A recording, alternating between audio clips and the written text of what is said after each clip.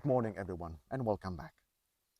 I want to talk with you today a little bit about one notion that has a potential of making a huge difference right away, and it has to do with a fixed view that we have of ourselves, where every personality trait that we possess is somehow set in stone. We have this conviction that these traits are static and must remain that way. And you can say that this is how it is, and that is all there is to it. And the reason why I'm starting off this episode in front of this majestic tomb right behind me is that if we look at nature, at any manifestation of life, it is forever dying and being reborn. And it is forever changing. It is expanding, contracting, and pulsating. I would also like to say that throughout this entire video, there'll be fragments from the book, The Pathwork of Self-Transformation by Mrs. Eva Pierakos. Excuse my pronunciation of her name. And so, at any moment, the thinking may change and create new attitudes and behavior, new feelings, new ways of being. And if these do not happen now, that alters nothing. For one day, things are about to change, and then your true nature must finally emerge.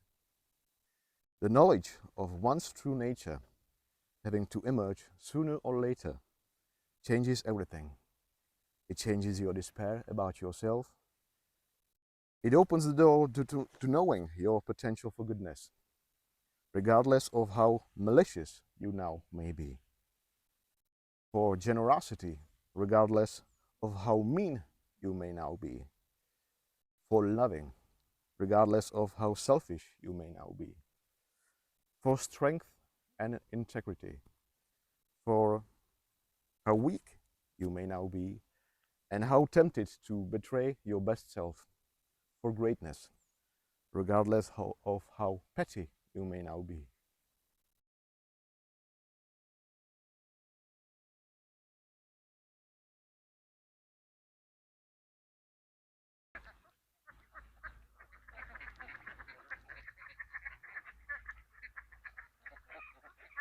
Now, we make it a lot harder than it needs to be. This is one of the ways we do that. We self-reject. Perhaps it doesn't even go through our awareness. There are aspects of ourselves that we dislike and mistakenly believe that admitting our undesirable traits means that we must dislike and reject our entire self. We fail to differentiate between rejecting a trait and rejecting the person, whether ourselves or others. Therefore, we fall into the error of justifying, denying, falsifying, and rationalizing, and often even beautifying a very undesirable and destructive trait. Here's one major confusion, and this often leads to hopelessness. We can ask ourselves, am I hopeless about deserving happiness because I, quite possibly, justifiably, dislike certain traits in me? In order to come out of this vicious cycle, life must be understood in its essence. No matter how fixed your life may appear, it is only one tiny part of the whole story. Underneath all these personality traits, you believe you are fixed, final things, the fluid life exists like a winter stream under the snow.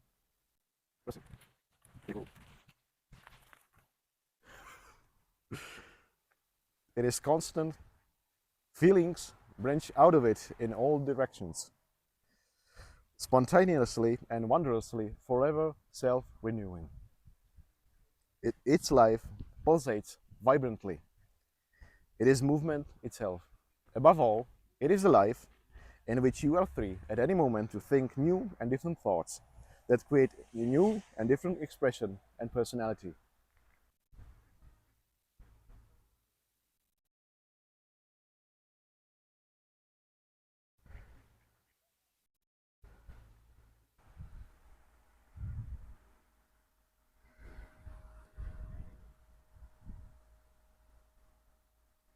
One of the last things that I want to mention is that with all this inner turmoil, we lose the capacity to withstand pleasure.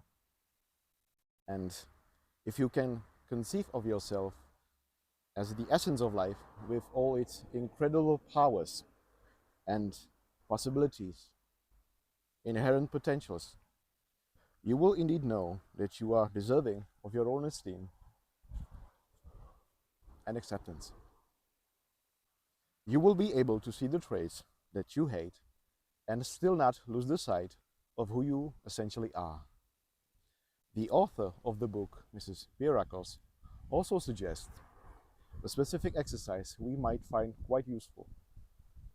Put down in writing everything that you hate about yourself, everything that you dislike about yourself. Have it down in black and white. Look at those traits when they are written down. They'll then feel into yourself and ask, do I really believe that this is all there is to me? Do I really believe that I have the possibility to love? Do I hold forces locked up in me that contain all the good imaginable?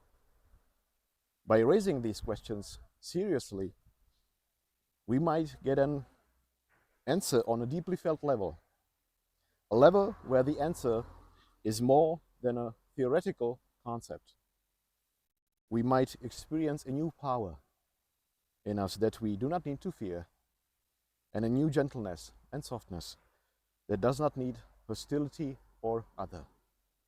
So that was just a snippet from this concept of pathwork.